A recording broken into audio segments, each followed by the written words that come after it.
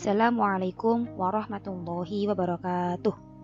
Halo teman-teman, kembali lagi dengan saya Wilda Salma Salsabila dengan NIM 2020010111360,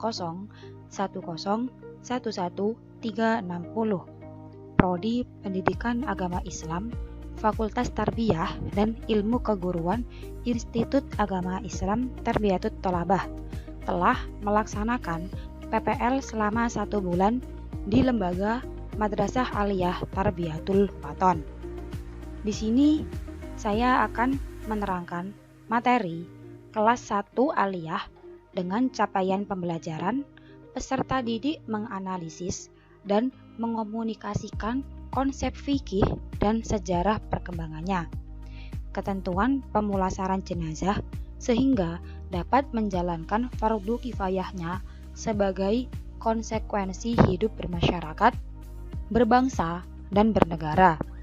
Peserta didik terbiasa melakukan ibadah yang memiliki dimensi sosial berupa zakat dan pengelolaannya, infak, sedekah, wakaf, hibah, hadiah, kurban, dan akikah sesuai syarat dan rukunnya, disertai dengan analisis dalil dan hikmah tasyriknya, sehingga semakin mantap keyakinan menjalankan agama sebagai ekspresi rasa syukur kepada Allah Subhanahu wa Ta'ala, sehingga amaliyah ibadahnya dapat membentuk kepedulian sosial dan mempengaruhi cara berpikir, bersikap, dan bertindak dalam kehidupan sehari-hari dalam konteks beragama, berbangsa, dan bernegara.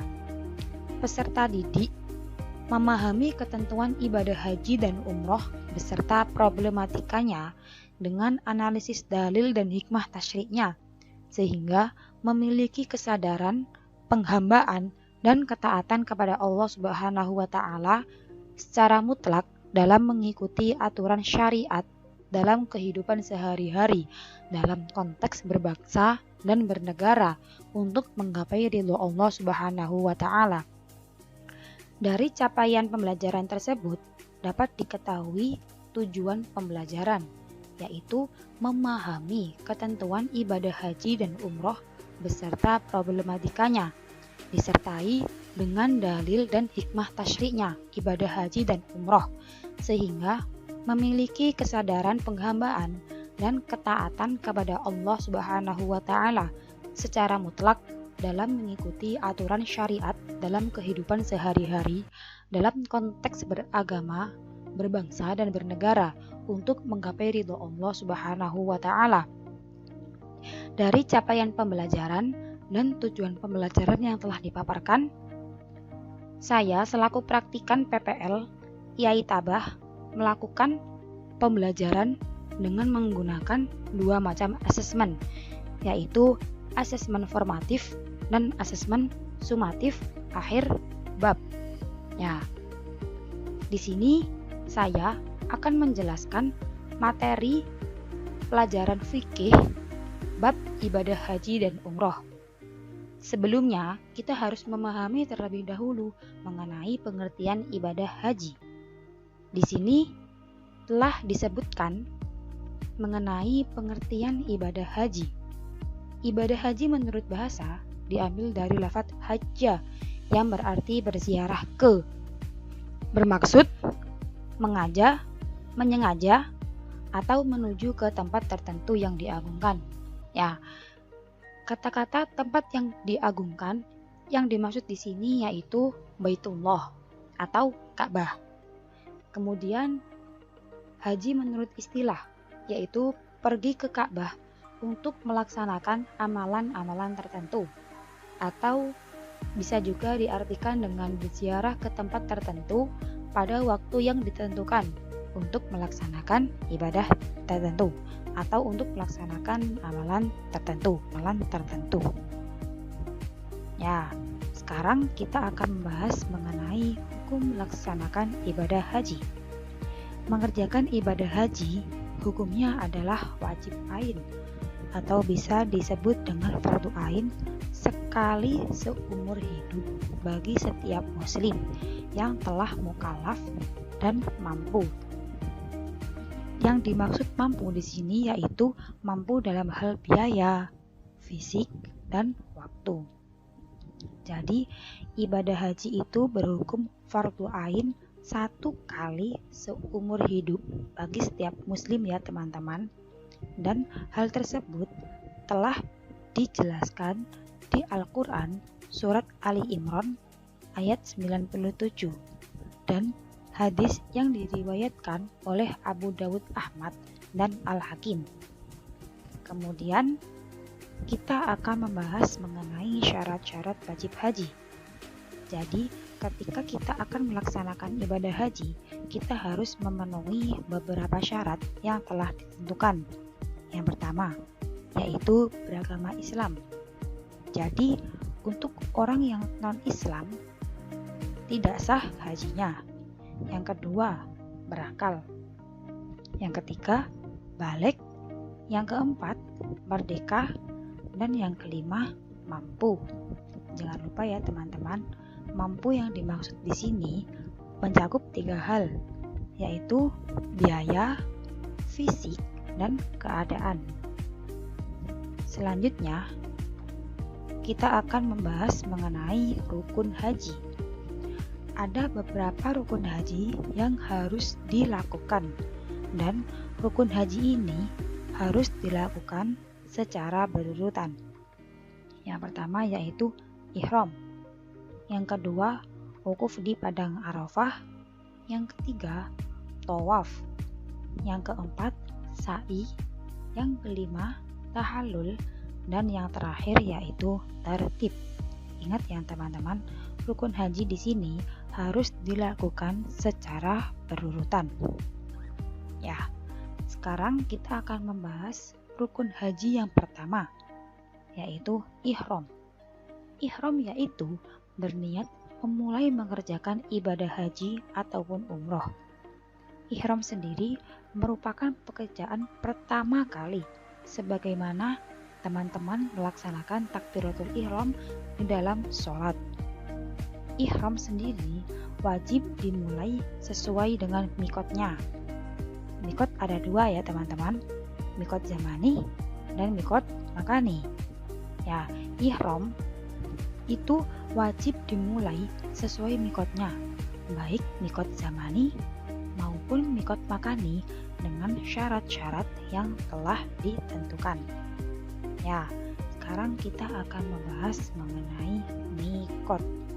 Mikot sendiri artinya yaitu waktu dan tempat. Maksudnya adalah waktu dan tempat yang ditentukan untuk mengerjakan ibadah haji. Seperti yang dijelaskan tadi, mikot ada 2, yaitu mikot zamani dan mikot makani. Yang pertama, mikot zamani, yaitu waktu sahnya diselenggarakan pekerjaan-pekerjaan haji.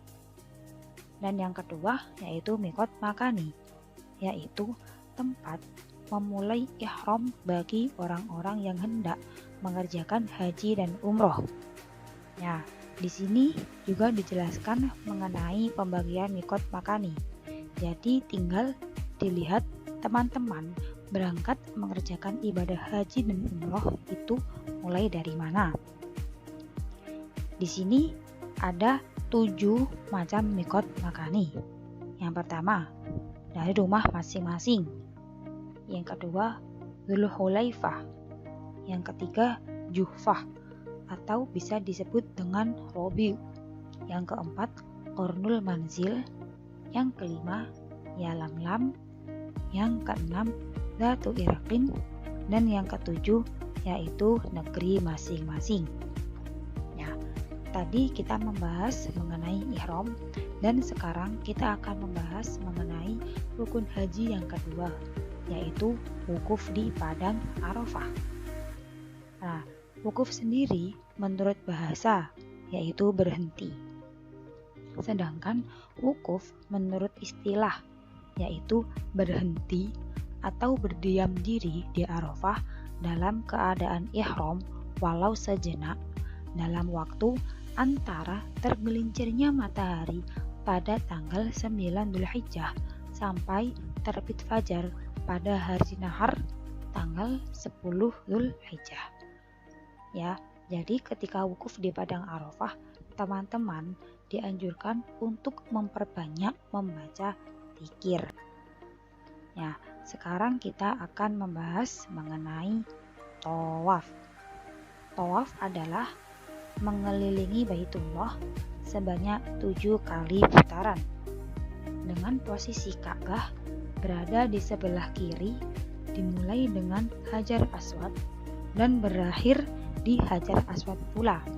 Jadi, tawaf akan dihitung satu putaran ketika teman-teman memulainya dari Hajar Aswad dan diakhiri dengan Hajar Aswad. Jangan lupa Hajar Aswad atau Ka'bah berada di sebelah kiri teman-teman. Kemudian di sini ada beberapa macam tawaf. Yang pertama yaitu tawaf kudum. Yang kedua tawaf ifadah. Yang ketiga tawaf wada. Yang keempat tawaf tahallul. Yang kelima tawaf nadar.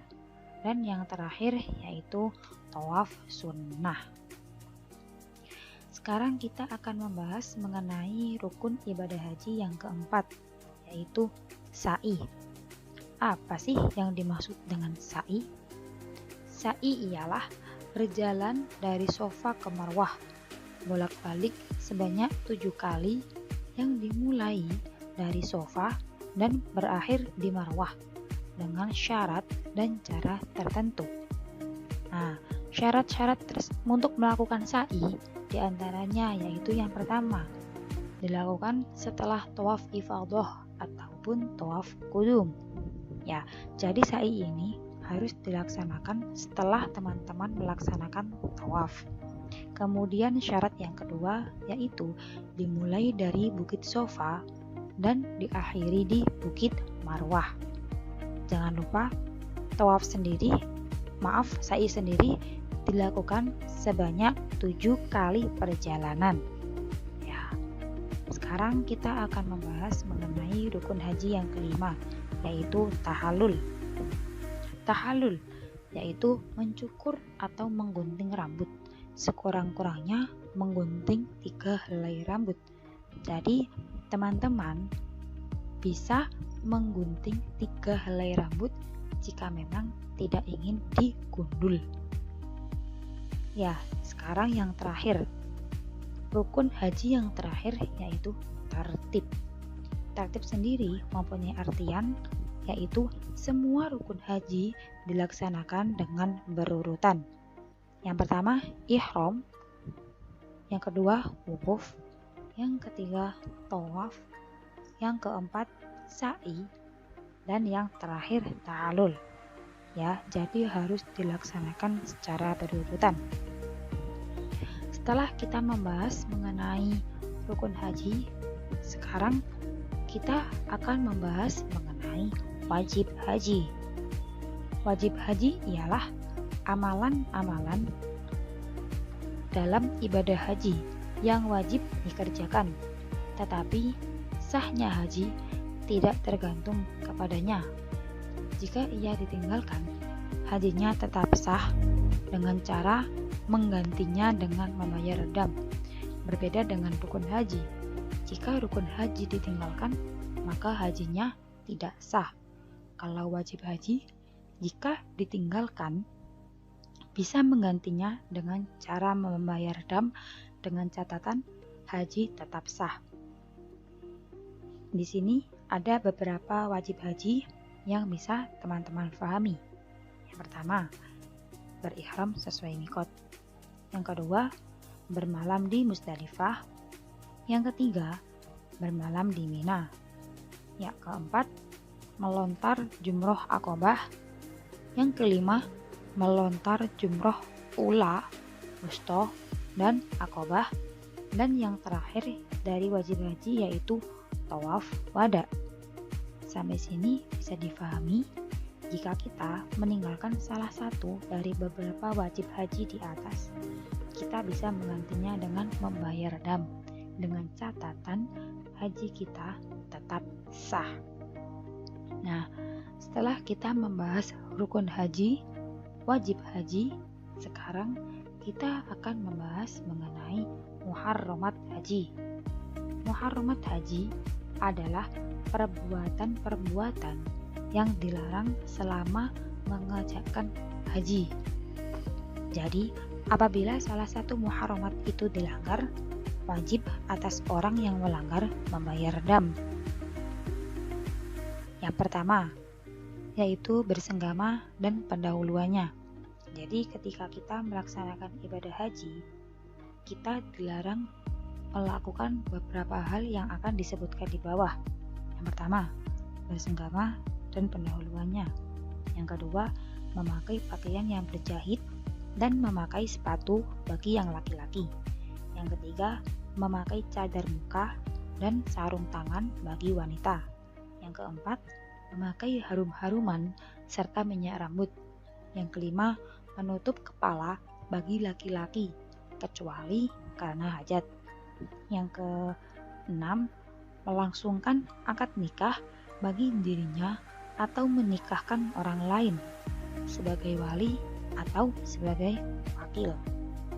Kemudian yang selanjutnya yaitu memotong rambut atau kuku secara mencukur rambut manapun. Dilarang dalam keadaan ihram. Dan yang terakhir yaitu sengaja memburu atau membunuh binatang darat atau memakan hasil buruan. Jadi selama kita melaksanakan ibadah haji, dilarang untuk melaksanakan atau melakukan beberapa hal yang telah disebutkan di atas. Jika kita melanggar, maka kita harus membayar dam. Nah, sekarang kita akan membahas mengenai dam. Apa sih dam itu? Dam dari segi bahasa berarti darah. Sedangkan menurut istilah, dam yaitu mengalirkan darah atau menyembelih ternak berupa kambing, unta, atau sapi di tanah haram untuk memenuhi kebutuhan manasik haji. Jadi, dam bisa diartikan sebagai denda dari apa yang telah kita langgar. Yang pertama, jika kita bersenggama dalam keadaan ihram sebelum tahalul pertama, maka kita akan terkena dam di antaranya, yaitu menyembelih seekor unta. Jika tidak dapat, maka kita bisa menyembelih seekor lembu. Jika tidak dapat, maka kita bisa menyembelih 7 ekor kambing. Nah, jika kita tidak dapat pula, maka kita bisa memberikan sedekah bagi fakir miskin berupa makanan seharga seekor unta.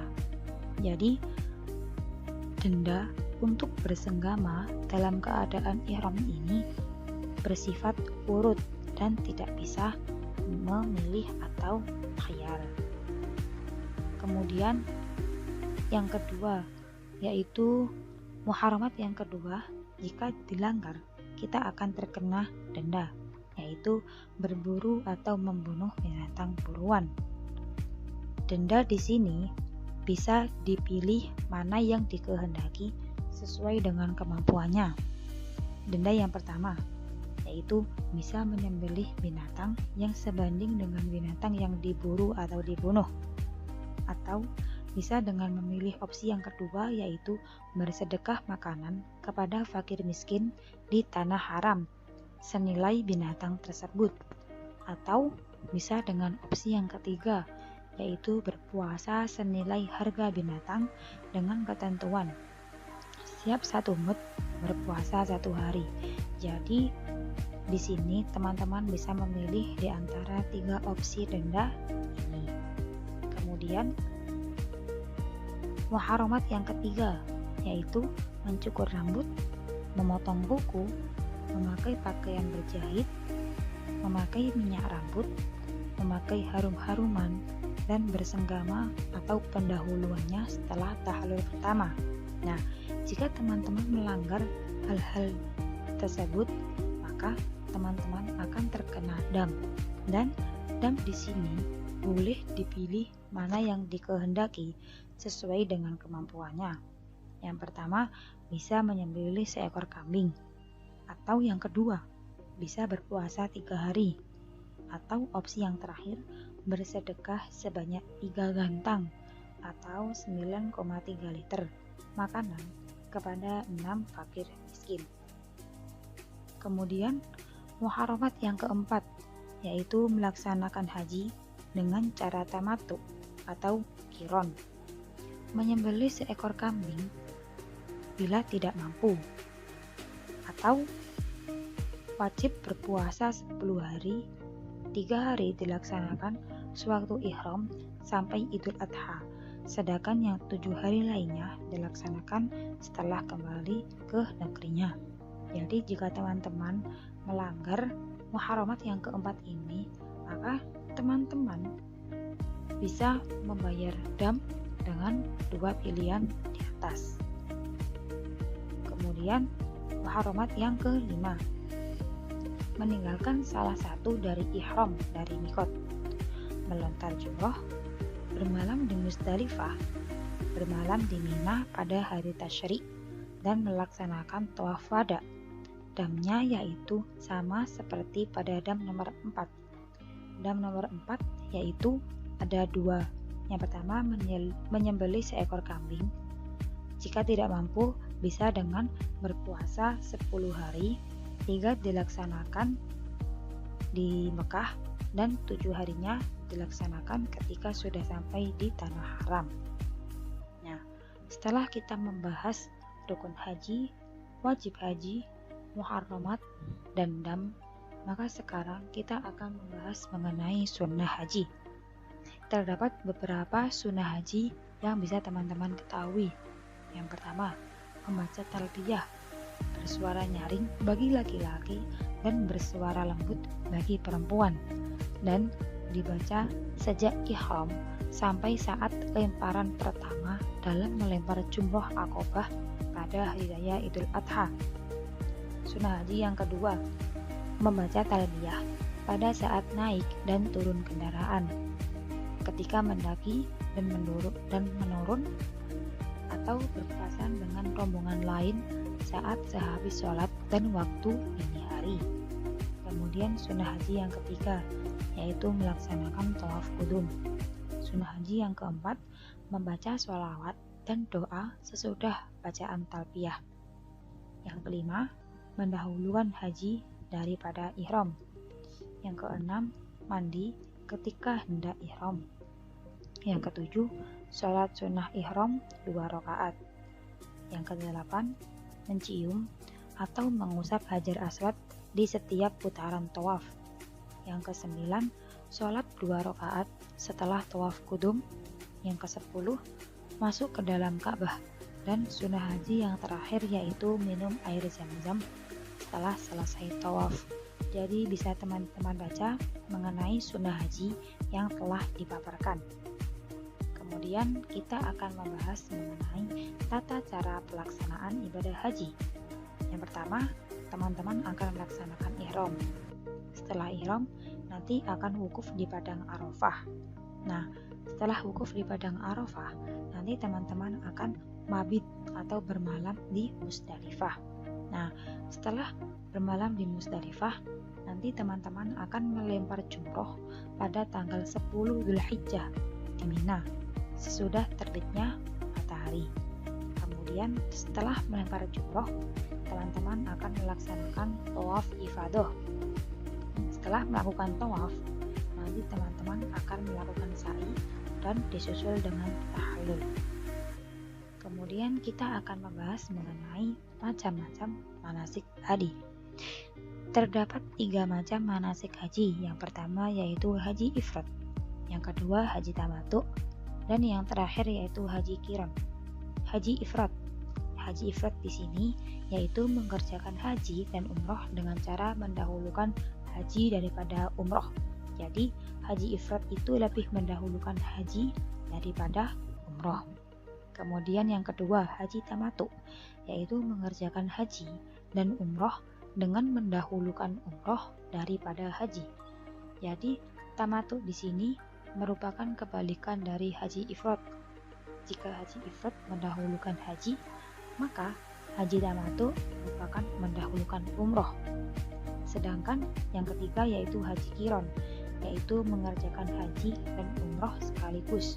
Jadi haji qiron ini yaitu melaksanakan ibadah haji dan umroh secara bersamaan.